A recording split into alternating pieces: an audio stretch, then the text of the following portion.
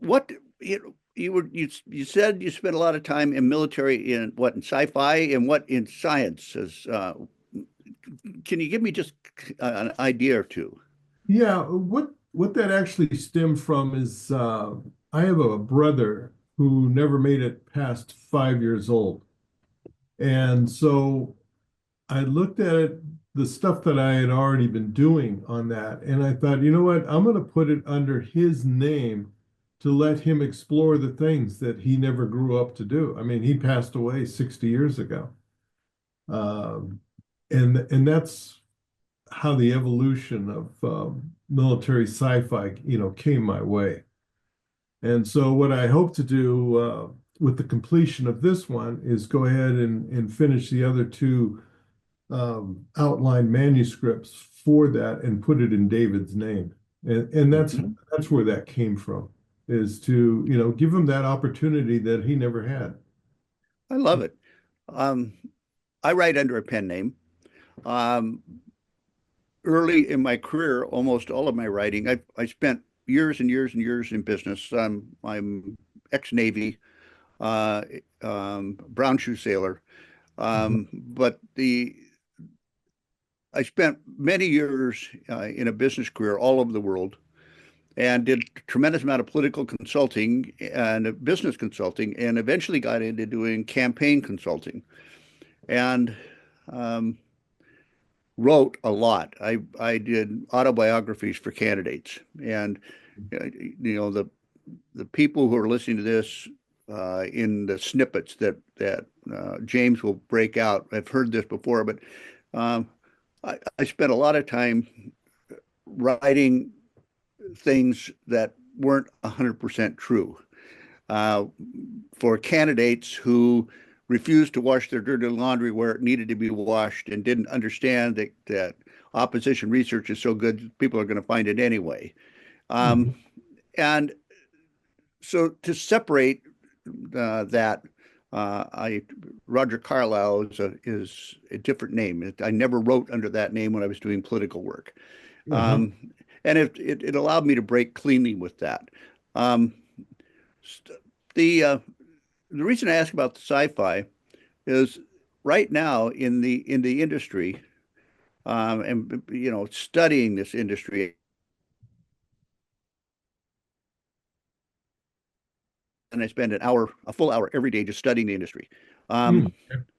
trying to figure the industry out. I have been at this now long enough that I've got a lot of really good friends in the industry.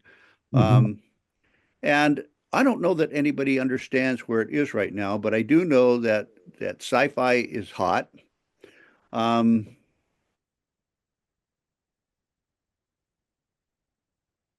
Traditional thriller industry, the number of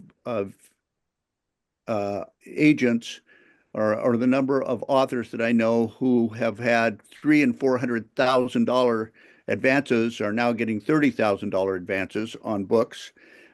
Even top name authors that you and I know really well.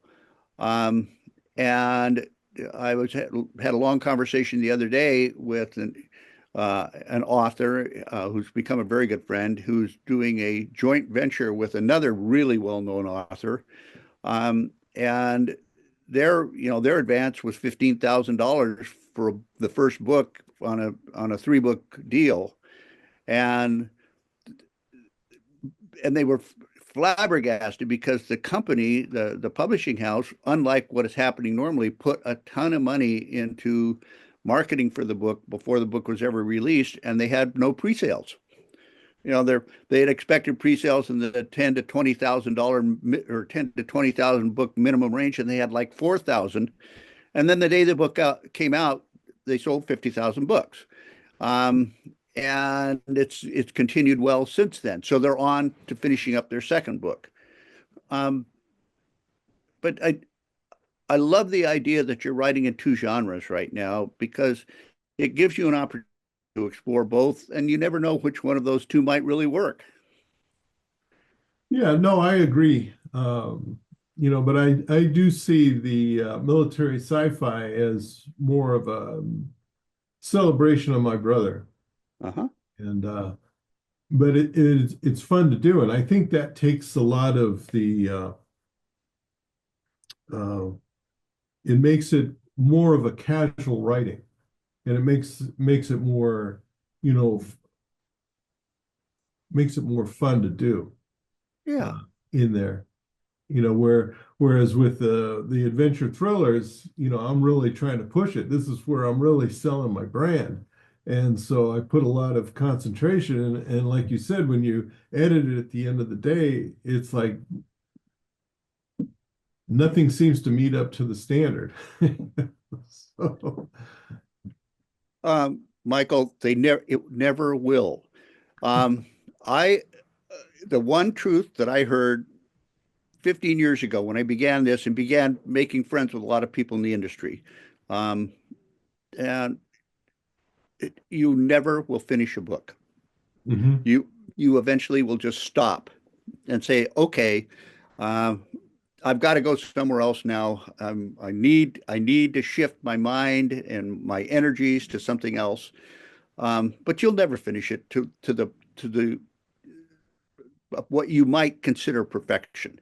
Um, and the reason for that is that each time you sit down to write, okay, you're a little bit different person, and you're a different person a little bit from today than you are, a week from now and a month from now. And you talk about health issues. I mean, all kinds of things get in the way. mhm. So how you see a book coming together changes as you write.